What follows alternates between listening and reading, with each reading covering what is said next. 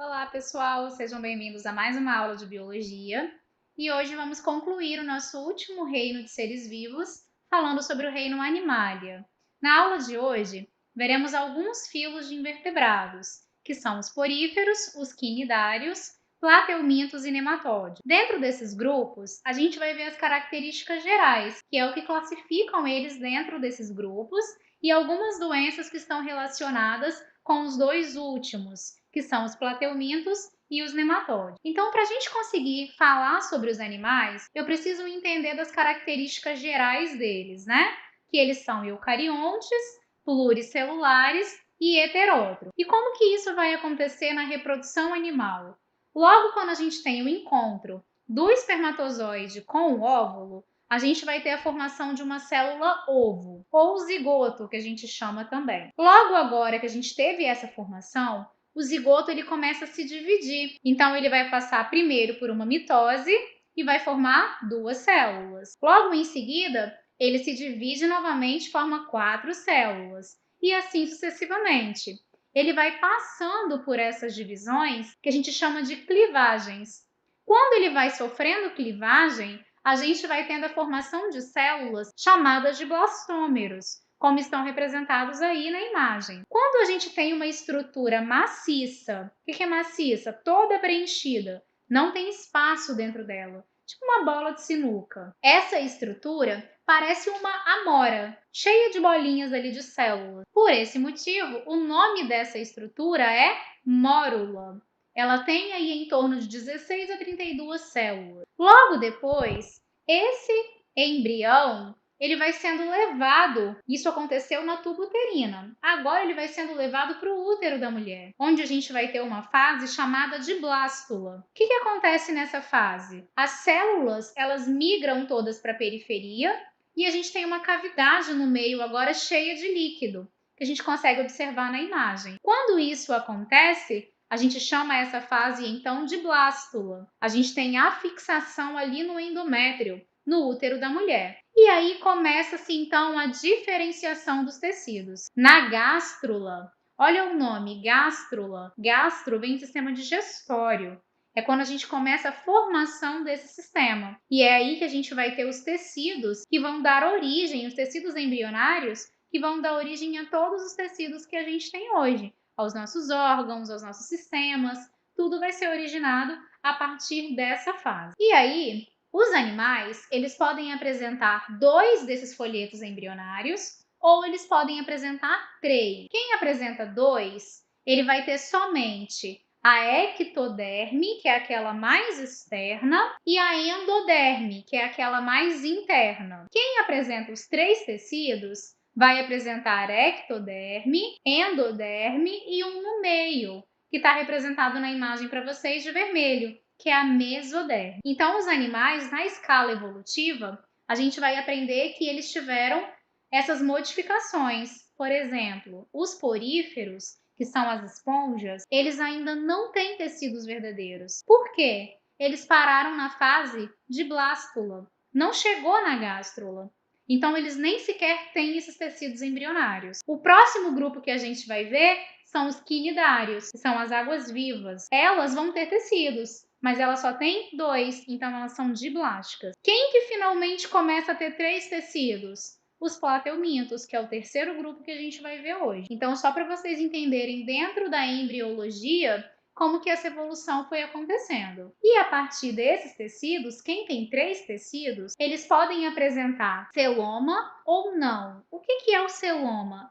É um espaço que está ali dentro. No caso dos plateumintos, que são os primeiros triblásticos, eles não têm espaço nenhum. Se vocês olharem lá na imagem, é tudo preenchidinho dentro. Então, a gente fala que eles são acelomados. Os nematódios, que é o que vocês vão estudar depois dos plateumintos, eles já têm espaço. Mas o espaço deles, se vocês olharem na imagem, ele fica entre a mesoderme e a endoderme. Então a gente fala que é um celoma falso. Porque o que a gente considera como celoma verdadeiro? Aquele que está todo dentro da mesoderme. Então, nesse caso aí, dos nematódios, ele ainda é falso. Então, a gente chama de pseudoceloma. Quando que finalmente a gente vai ter um celomado verdadeiro? O celomado começa em anelídeos, que a gente vai falar na próxima aula sobre animais. Quanto à simetria, eles podem ser assimétricos, que é quando eu não consigo traçar plano de corte nenhum. Eles podem ser radiais, que é quando eu posso traçar vários planos de corte, que eu vou ter várias partes iguais. E eles podem ser bilaterais, que é quando eu posso traçar somente um plano de corte, que é o caso dos seres humanos, né? Que externamente tudo que tiver de um lado vai ter do outro praticamente. Vamos então para o nosso primeiro filo. Poríferos são representados pelas esponjas do mar. Esses animais são os primeiros na escala evolutiva, primeiro, porque eles não têm tecido. Então, eles são formados por conjuntos de células. Eles são como se fossem as briófitas das plantas. Somos mais sim. Eles não se locomovem, então são sésseis, todos fixos lá no fundo do oceano. Podem ser de água do mar ou dulcícolas. A maioria é marinho, tá? São poucas espécies de água doce. E a característica principal deles, eles são filtradores. Então, eles filtram as partículas que estão presentes na água. Levem isso para vocês. Toda vez que a gente falar de um animal filtrador, ele acaba sendo um bioindicador. Por quê? Ele vai consumir o que está presente na água. Se aquela água estiver poluída,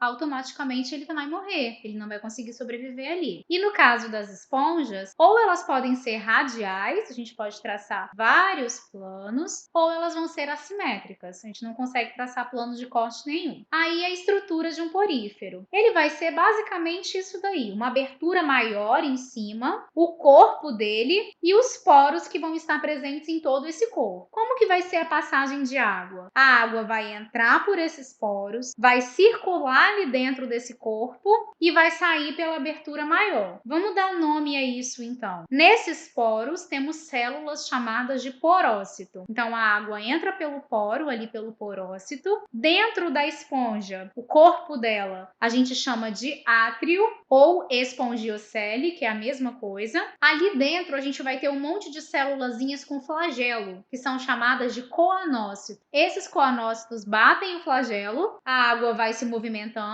e eles vão capturando as partículas que estão presentes ali. Então, além de servir para a locomoção da água ali dentro, para o movimento da água, são eles também que capturam essas partículas. E logo em seguida a água sai pela abertura maior, que é o ósculo. Ali a gente tem outros exemplos de células que vão estar presentes, como a espícula, os amebócitos, que vão ser importantes também para esse animal. As espículas para dar resistência, os amebócitos para fazer distribuição de nutrientes, para se diferenciar em outras células, mas os principais aí são os coanócitos. Então aí esses tipos de células, coanócitos de digestão, pinacócitos vão estar do ladinho de fora dele ali, fazendo todo o revestimento. Os porócitos é por onde a água vai entrar. Os amebócitos vão distribuir nutrientes e são células como se fossem células tronco. Elas têm um alto poder de diferenciação, porque são células novinhas, então elas podem originar outras células também. E temos os esclerócitos que vão formar as espículas, que vão dar resistência ao corpo dessa esponja. E como que os poríferos eles vão apresentar o corpo deles? Lembram que eu falei que tem poros, átrio e ósculo. Só que isso vão ter estruturas diferentes. Eles podem ser do tipo ascon, sícon e leucon. São esses três que estão representados na imagem. O ascon é o tipo mais simples. A água entra, circula e sai. O leucon é o mais complexo de todos. Ele tem câmaras flageladas ali, cheias de coanócitos. Então, é só em relação à especificidade, à complexidade corporal. O leucon é o mais e o ascon é o menos. O sícon é o intermediário ali para a circulação de água. Reprodução assexuada, gemulação e brotamento, que a gente já estudou os dois, né? Quando a gente falou de tipos de reprodução. E reprodução sexuada, o que vai acontecer? Essas esponjas, normalmente, elas são hermafroditas, mas elas amadurecem os gametas em momentos diferentes. Então, ou elas liberam espermatozoides que vão entrar pelo poro de outra esponja até chegar no óvulo dela. O que vai acontecer então? A gente vai ter a liberação dos gametas masculinos, elas jogam um jato de água, né? Cheio de espermatozoides. Esses espermatozoides vão entrar juntamente com a água pelo poro de outra esponja até chegar no óvulo. Vai então fecundar. Ao acontecer a fecundação, sai pelo ósculo uma larva. Essa larva vai nadando, nadando, nadando, passa por algumas metamorfoses até ela encontrar ali um lugar específico para o seu desenvolvimento. Ela vai assentar, vai se fixar ali naquele substrato e vai desenvolver uma nova esponja. Filoquinidária, o que significa a característica principal aí? Quinidos é urticante, êntero é intestino. Então, quinidários são animais que produzem substâncias urticantes. Selenterados é um nome antigo que se dava para os quinidários, devido à presença do intestino. Foram os primeiros a ter gástrula, né? Ter uma cavidade ali, um protótipo de intestino. Só que esse nome não é mais utilizado porque os outros animais também têm. Então eles preferiram ficar com quinidários. Quem que a gente tem como representante? Corais, água-viva, caravela, anêmona do mar, a hidra, entre outros. A maioria é marinha. A gente só tem a hidra, que é de água doce. O resto, todo mundo é de água marinha. Características gerais. São diblásticos, então tem 2 tecidos, podem viver sozinhos ou formar colônias, como no caso das caravelas, que são colônias enormes, né? Inclusive, se pegar uma pessoa, pode até matar pela quantidade de substância urticante que vai produzir. Foram os primeiros a apresentarem cavidade digestiva, porque agora eles entram para a fase de gástrula. Quando adultos, podem ser sésseis, como no caso do coral e das anêmonas, ou podem ser móveis, como as águas-vivas. A simetria deles é radial, então eu consigo traçar vários planos de corte. Foram os primeiros animais a apresentar uma rede nervosa. Eles têm ali uma certa percepção do ambiente, só que é tudo espalhado, por isso a gente chama de difuso. Eles têm um monte de células nervosas espalhadas por todo o corpo do animal. E eles vão apresentar as células características, que são os quinidócitos, que são as células que vão produzir as substâncias urticantes, que dão nome então para esse filo, ou quinidócitos ou quinidoblastos, é a mesma coisa. E esse filo a gente vai ter 2 formas corporais. Tem o formatinho de guarda-chuva, que é o da água-viva, e tem o formatinho de guarda-chuva invertido, que é o da hidra, por exemplo, o da anêmona. Eles vão apresentar as mesmas estruturas, só que são de cabeça para baixo, é invertido. No caso da água-viva, a boca fica para baixo, os tentáculos ficam ali ao redor e a cavidade digestiva está acima ali da boca. No caso do pólipo, os tentáculos, ao invés de ficarem para baixo, eles ficam para cima e a boca também. E galera, faz sentido, porque o que acontece? A água-viva, ela se alimenta ela é predadora, ela vai passando, vai mexendo os tentáculos, a presa toca ali no tentáculo, ela paralisa por causa da substância e ela então se alimenta. A anêmona não se mexe, ela fica com os tentáculos para cima, ela é fixa. Qual que seria a vantagem dela virar os tentáculos para baixo? Como que ela conseguiria pegar alimento? Então, normalmente, quem é pólipo é fixo, quem é medusa é de vida livre.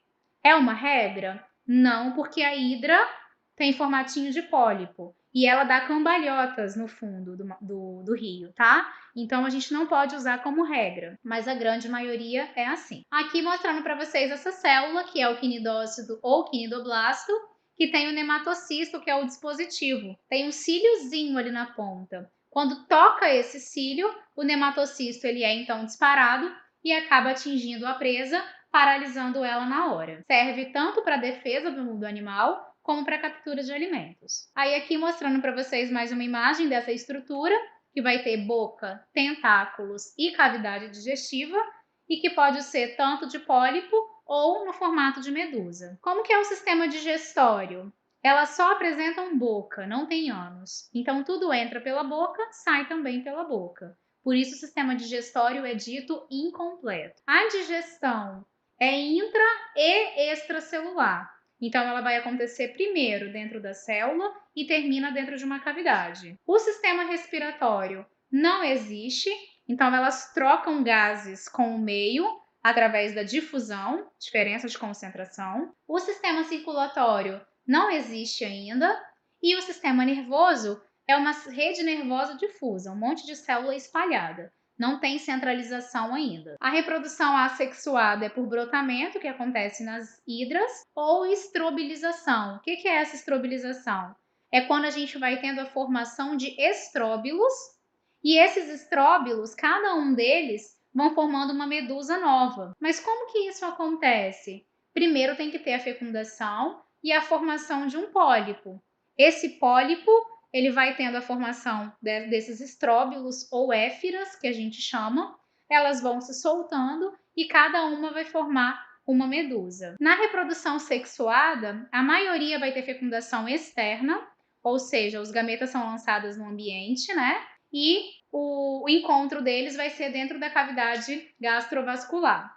As larvas são sexuadas, chamadas de plânulas. Plânulas é o nome dessa larva que vai ser liberada. Então, o desenvolvimento é indireto. Toda vez que tiver larva, a gente classifica assim. E na alternância de gerações, é quando eu tenho uma fase assexuada e uma fase sexuada. A gente disse da estrobilização. A estrobilização está representada aí na imagem. A gente teve primeiro uma medusa macho e uma fêmea. O gameta masculino e o feminino se encontraram, formaram então um zigoto. Esse zigoto, ele vai formar um pólipozinho. Ele vai se fixar no substrato e vai formar um pólipo jovem. Esse pólipo vai começar a passar por um processo de estrobilização, vai formando esse monte de éfiras. Cada uma dessas éfiras que vão soltando, vão formando uma medusa. Então, a gente teve uma fase de pólipo e uma fase de medusa. Uma fase sexuada, uma fase assexuada. Por isso, a alternância de gerações. E aqui a gente vai ver os mintos. Quem são mintos? São os vermes. Plateumintos, vermes de corpo achatado. Nemateumintos, ou nematódios, vermes de corpo cilíndrico. Esses vermes achatados, eles foram os primeiros a terem 3 tecidos embrionários. Então, a partir de agora, a gente tem mesoderme. Agora, a simetria também mudou. A partir de agora, tem simetria bilateral. A gente consegue traçar um plano e dividir em 2 partes. E aquela rede nervosa que era difusa, toda espalhada, ela começa a centralizar. A gente está tendo uma cefalização, que começa a acontecer agora nesses plateumintos. Eles podem ou ser de vida livre ou parasita. Não tem celoma ainda, então não tem aquele espacinho dentro, né? Até porque o corpinho deles é achatado, é maciço dentro. E o fato deles terem esse corpo achatado facilita as trocas gasosas com o meio. Eles geralmente são monóicos ou hermafroditas, né? Tem os 2 sexos no mesmo indivíduo, exceto os esquistossomos, que têm sexos separados, que são os causadores da esquistossomose. Eles são divididos em 3 classes. A gente tem os turbelários, os trematódios e os cestódios. Esses animais, eles são parasitas digenéticos ou heteroxênicos. O que significa esse termo? É quando eles apresentam mais de um hospedeiro para completar o seu ciclo. Então, quando a gente for estudar as doenças de plateumintos, a gente vai ver que eles vão precisar de um hospedeiro intermediário antes de infectar o ser humano. E a gente vai falar sobre eles daqui a pouco. Então, aí, turbelária são as planárias, trematódios são os esquistossomos e cestódios são as tênias. Primeiro, turbelária. Essas são as planárias, que eu falei para vocês da regeneração, da fragmentação, quando a gente viu reprodução. Elas são de vida livre, não são causadoras de doenças, e elas vão apresentar a boca, a faringe delas elas lançam para fora para se alimentarem, fazem ali a digestão e depois sugam isso, e ainda tem o tubo digestório incompleto. Nos cestódios, a gente tem as tênias, e aí ó, vemos as 2 opções que a gente tem, as 2 espécies. Tem a tênia solium e a tênia saginata. A solium é aquela que vai ser a tênia a partir do porco, que o hospedeiro intermediário é o porco. A saginata é aquela que o hospedeiro intermediário é a vaca, é o boi. Qual é a diferença entre as duas? Ventosas, as duas têm, mas a tênia solium, ela tem ganchos, que a tênia saginata não tem. Como que é o corpinho delas? Elas vão apresentar aí o scolex, que é a cabeça. Algumas vão ter ganchos na ponta, se for no caso da solium. As ventosas, e elas vão ter proglótides. Essas proglótides, elas vão ter logo próximo da cabeça, elas são imaturas, e à medida que elas vão se distanciando do corpo do animal, elas vão se tornando maduras. O que isso significa? Elas são capazes já de se reproduzir. As tênias, elas são hermafroditas e fazem autofecundação. Por isso que a gente chama elas de solitária quando estão no intestino. Elas não precisam de um parceiro para se reproduzir. Elas sozinhas conseguem fazer a sua reprodução. E os trematódios são os esquistossomos, onde a gente vai ter aí a boca, que tem uma ventosazinha oral, tem uma ventosa ventral, e o macho, ele é maior e abriga a fêmea na frente, nesse canal que a gente chama de canal ginecóforo. Então, eles vivem aí juntinhos, só que a gente tem sexos separados, né? Diferente lá do que a gente viu das planárias e das tênias. Primeira doença que a gente vai falar, cisticercose. O que é a cisticercose? É causada a partir da tênia solium. O homem, ele vai ingerir os ovos da tênia. Então, eu posso adquirir cisticercose ao comer verduras, por exemplo, contaminada com esses ovos. O porco, ele também pode ter cisticercose. Ele pode comer lá na verdura, na lavagem, o ovo dessa tênia. O que vai acontecer? Esses ovos, eles têm uma proteção, então eles passam pelo nosso sistema digestório sem sofrer ação do ácido clorídrico, e aí eles eclodem em larvas. Como que é o nome dessa larva? Cisticerco. Por isso que o nome da doença é cisticercose.